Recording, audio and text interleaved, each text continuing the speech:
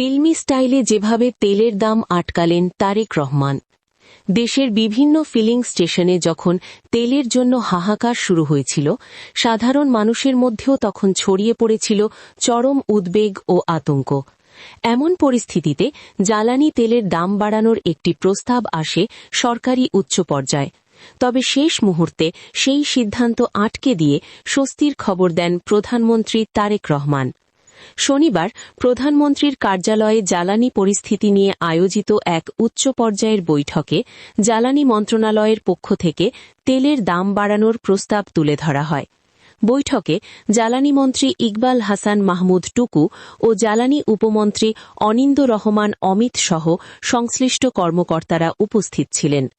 কর্মকর্তারা জানান, আন্তর্জাতিক বাজারের অস্থিরতা ও হরমুজ প্রণালীর সংকটের কারণে প্রতি লিটার ডিজেলে সরকারকে 18 থেকে 20 টাকা পর্যন্ত লোকসান গুনতে হচ্ছে। তাই দাম বাড়ানোই একমাত্র বাস্তবসম্মত সমাধান বলে তারা মত দেন।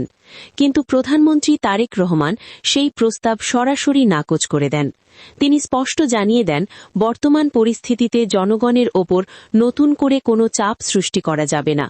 লোকসান হলেও আপাতত তেলের দাম বাড়ানো হবে না এবং সরবরাহ স্বাভাবিক রাখতে হবে। এদিকে সরকার জানিয়েছে 9ই মার্চ 2টি জাহাজে করে ডিজেল দেশে পৌঁছাবে এবং পরে আরও 2টি জাহাজ আসবে। পাশাপাশি মজুতদারি রোধে সারা দেশে মোবাইল কোর্ট পরিচালনারও নির্দেশ দেওয়া হয়েছে।